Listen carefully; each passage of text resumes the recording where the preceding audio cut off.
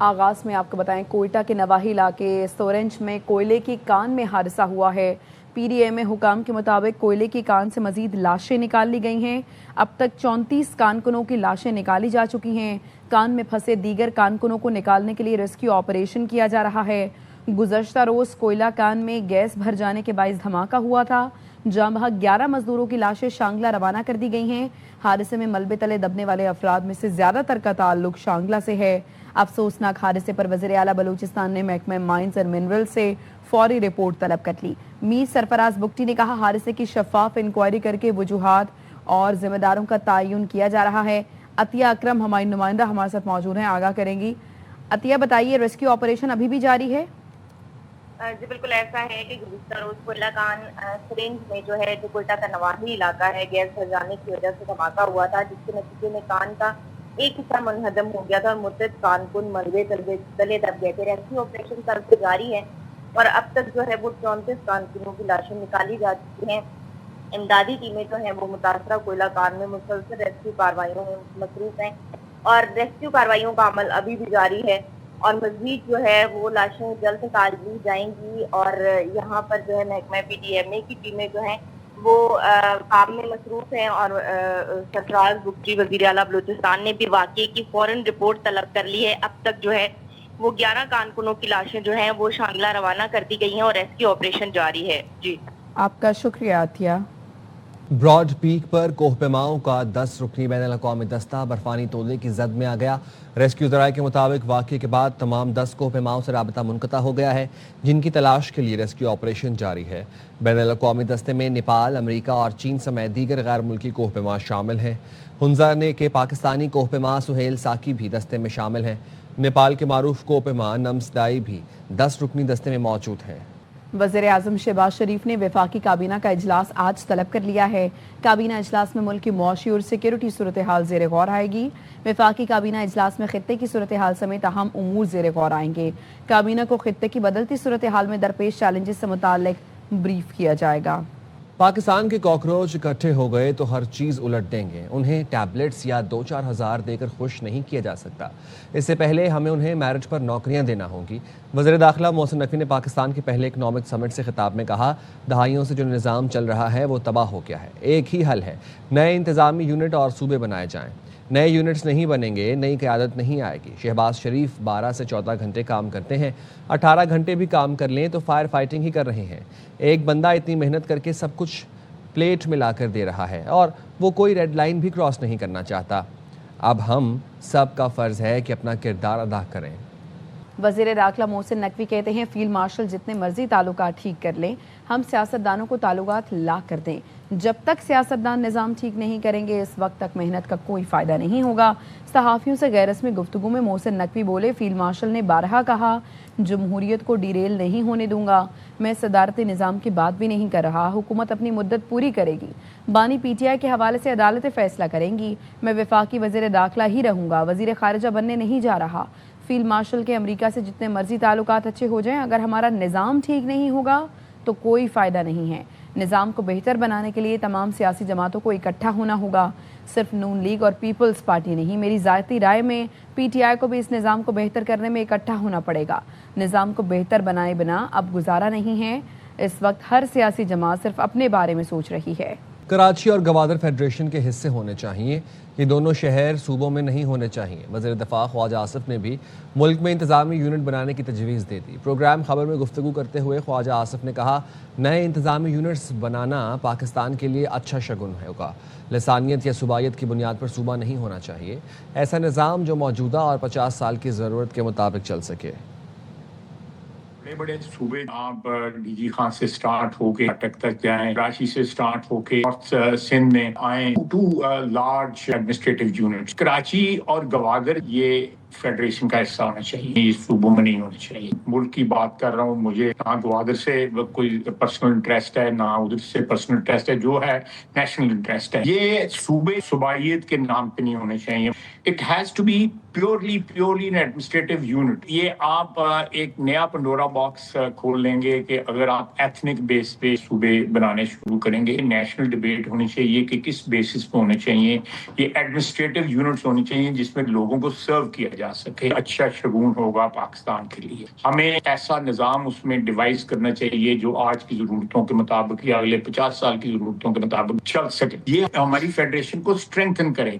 It's a long term solution. मेरा ख्याल है ये नीयत होनी चाहिए, क्यों नहीं हो सकते हैं, बल्कि अगला इलेक्शन एक नए स्ट्रक्चर के तहत होना चाहिए। मेरे ख्याल में ये हो जाएगा। आई से it will be good for the country, it will be good for the common man in the street के आप ग्रास रूट लेवल के ऊपर सर्विसेज ट्रांसफर करें।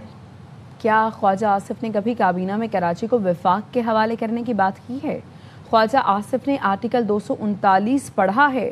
पीपल्स पार्टी के सीनियर रहनुमा नैयर बुखारी की प्रोग्राम 11th आवर में गुफ्तगू। कहा सूबों की हुदूद का रद्दोबदल करना चाहिए तो सूबाई असम्बली 2/3 अक्सरियत से करारदाद मंजूर करेगी। राय का इजहार उन्होंने टीवी पे किया। जी हाँ। आया इन्होंने कभी इस राय का इजहार अपनी कैबिनेट में किया? पहले इस पर कैबिनेट को अपना मौकफ दे तो फिर रजिस्ट्रेशन होगी ना। आर्टिकल 239 आप देख रहे कॉन्स्टिट्यूशन का, सूबे की हदूद का उस पर रद्दोबदल करना चाहते हैं तो बुनियादी अहम बात यह है, एक तो उस सूबे की जो प्रोविंशियल असेंबली है वो 2/3 मेजोरिटी से रेजोल्यूशन पास करे, फिर दोनों हाउसेज जो है 2/3 मेजोरिटी से उस अमेंडमेंट को लेके आए। ये बात अपनी कैबिनेट में बैठ के क्यों नहीं करते? अपने प्राइम मिनिस्टर क्यों भी सजेस्ट नहीं करते ताकि कैबिनेट डिसीजन करे? ख्वाजा आसिफ ने अलीम खान के आज़ाद कश्मीर इलेक्शन से मुतालिक बयान पर मुस्ताफ़ी होने का मुतालबा कर दिया। वज़ीर दिफ़ा ख्वाजा आसिफ ने ट्वीट में कहा कि अलीम खान इस्तीफ़ा देकर हुकूमत मुखालिफ बेंचों पर बैठने का भी ऐलान करें। अलीम खान सिर्फ बयान नहीं अमली इक़दामात भी करें। रावी किनारे मुतासरीन गुज़िश्ता साल से इंसाफ के मुंतज़िर हैं। देखते हैं अलीम खान के सिर्फ बयानात हैं या इस्तीफ़ा भी आता है। अलीम खान कश्मीरी भाइयों और रावी किनारे मुतासरीन से भी यकजहती का इजहार करें। सियासत कभी कभी शर्म और हया भी मांग लेती है। अलीम खान ने अपने वीडियो बयान में कहा था, कश्मीरी बहन भाइयों ने साबित करना है वो इन पार्टियों के धोखे में नहीं आएंगे। पेट्रोल 1 रुपये 9 पैसे फी लीटर महंगा कर दिया गया। पेट्रोल की नई कीमत 336 रुपये 15 पैसे फी लीटर हो गई। 31 जुलाई के लिए डीजल की कीमत में भी 2 रुपये 42 पैसे फी लीटर इजाफा कर दिया गया। डीजल की नई कीमत 393 रुपये 4 पैसे फी लीटर हो गई। ओगरा की मंजूरी से पेट्रोलियम डिवीजन ने नए कीमतों का नोटिफिकेशन जारी किया। खित्ते में कशीदगी कम न हुई, तेल की कीमतें कम न हुई तो टारगेटेड सब्सिडी का निज़ाम दोबारा नाफिज कर सकते हैं। वज़ीर पेट्रोलियम अली परवेज़ मलिक कहते हैं, खित्ते की सूरत हाल सबके सामने है। 2-3 दिन बमबारी में कमी हुई, फिर इजाफा हो गया। मामला मुस्तकिल जंगबंदी की तरफ गया तो कीमतों में गिरावट हो सकती है। ये मामला थमेगा तो अवाम को बराह रास्त फ़ायदा पहुँचेगा। नायब वज़ीर आज़म इसहाक़ डार का सऊदी वज़ीर ख़ारिजा शहज़ादा फैसल बिन फरहान से टेलीफोनिक राबता, इलाकाई और बैनुल अक़वामी सूरत हाल पर तबादला ख्याल। तर्जुमान दफ्तर ख़ारिजा ने बताया, दोनों रहनुमाओं ने बुहीरा अहमर और बाबुल मंदब में हालिया पेशरफ्त पर भी बातचीत की। उर्दन की जानिब से फ़लस्तीन की सूरत हाल पर अरब और इस्लामी मुल्कों का इजलास बुलाने की तजवीज़ का खैर मकदम किया गया। अमरीकी सेंट्रल कमांड का कहना है कि ईरान के खिलाफ बहरी नाकाबंदी ताहाल बरकरार है। 14 जुलाई से नाफिज की गई बहरी नाकाबंदी दौरान अब तक 24 तिजारती बहरी जहाज़ों का रुख मोड़ा जा चुका है। इस दौरान 2 जहाज़ों को नाकारा बनाया गया, 2 पर सवार होकर कार्रवाई भी की गई। अमरीकी बहरिया का निगरानी करने वाला P-8 पोसीडोन तैयारा मशरिक़ वस्ता के पानियों में गश्त और निगरानी के लिए तैनात है। अमरीकी फ़ज़ाइया के KC-135 स्ट्रेटिव टैंकर से दौरान परवाज़ ईंधन हासिल करता है। सेंटकॉम के मुताबिक ये इक़दामात बहरी पाबंदियों पर अमल दरामद यकीनी बनाने के लिए किए जा रहे हैं। अमरीका ने ईरान की फ़ज़ाई कंपनी मेहरान एयर की मुआवनत करने वाले अफराद और इदारों के खिलाफ नई पाबंदियाँ नाफिज कर दी हैं। अमरीकी महकमा ख़जाना के मुताबिक पाबंदियों का निशाना चीन, भारत, रूस और ईरान में मौजूद 6 अफराद और इदारे बने हैं, जिन पर इल्ज़ाम है कि वो मेहरान एयर के लिए सेल्स एजेंट और मुआवन नेटवर्क के तौर पर काम कर रहे थे। अमरीका का कहना है, मेहरान एयर ने माजी में इस्लामी इनकलाबी गार्ड कोर के एहलकारों, हथियार और ड्रोन्स के नकलो हमल में किरदार अदा किया।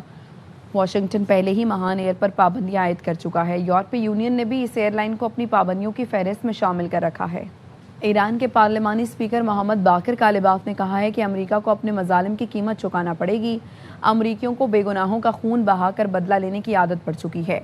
एक्स पर जारी बयान में उन्होंने कहा, अमेरिका हर रोज़ किसी न किसी नए जुर्म का इर्तिकाब करके अपने हाथ मजीद खून से आलूदा कर रहा है। किश्म जजीरे में शहरियों के रहायशी मकानात पर हमला अमरीकी मजालिम का तसलसल है। उन्होंने मजीद कहा कि मैनाब और लामत में किए गए हमले भी अमरीकी मजालिम की कड़ी है।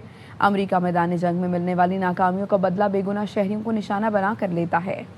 امریکی صدر ڈونلڈ ٹرمپ کا کہنا ہے بورڈ آف پیس نے غزہ میں حماس کو غیر مسلح کرنے کے معاہدے پر اتفاق کر لیا ہے۔ ٹروتھ سوشل پر جاری بیان میں ٹرمپ نے کہا جیسے ہی غزہ کو غیر مسلح کرنے کا عمل مکمل ہوگا اسرائیلی افواج وہاں سے واپس چلی جائیں گی۔ انہوں نے کہا کہ یہ معاہدہ غزہ میں نئی فلسطینی حکومت کے قیام کی جانب ایک اہم قدم ہے جس پر مرحلہ وار اور منظم طریقے سے عمل درآمد کیا جائے گا اور بین الاقوامی استحکام فورس نئی فلسطینی پولیس کے ساتھ مل کر کام کرے گی جبکہ غزہ کی ذمہ داری نئی فلسطینی فورس سنبھالے گی۔ ٹرمپ نے مزید کہا کہ اس عمل کا مقصد غزہ میں امن و استحکام قائم کرنا اور ایک نئے انتظام کی بنیاد رکھنا ہے۔ ادھر بانی پی ٹی آئی کی اسپتال منتقلی کی درخواست پر رجسٹرار سپریم کورٹ کے اعتراضات کا معاملہ۔ بانی پی ٹی آئی کے رجسٹرار سپریم کورٹ کے اعتراضات کے خلاف اپیل سماعت کے لیے مقرر۔ چیف جسٹس یاحیہ آفریدی آج چیمبر میں اپیل پر سماعت کریں گے۔ رجسٹرار آفس نے وکالت نامے پر بانی کے دستخط نہ ہونے کا اعتراض عائد کیا تھا۔ اعتراض کے بعد بانی کی قانونی ٹیم نے دستخط شدہ وکالت نامہ جمع کرا دیا۔ وفاقی آئینی عدالت کا ریٹائرڈ ملازمین کے حق میں بڑا فیصلہ۔ وفاقی آئینی عدالت نے پینشن اور مراد کو ریٹائرڈ ملازمین کا بنیادی حق قرار دے دیا۔ جسٹس ارشد حسین نے 9 صفحات پر مشتمل فیصلے میں کہا پینشن اور پینشنری مراد ریٹائرڈ ملازمین کا جائز بنیادی قانونی حق ہے۔ پینشن اور مراد مجاز عدالت کے حکم کے بغیر نہیں روکے جا سکتی۔ پینشن اور مراد کی ادائی میں غیر ضروری تاخیر قانون کی خلاف ورزی ہے۔ وفاقی آئینی عدالت کے فیصلے کے مطابق پینشن اور مراد میں تاخیر توہین عدالت تصور ہوگی۔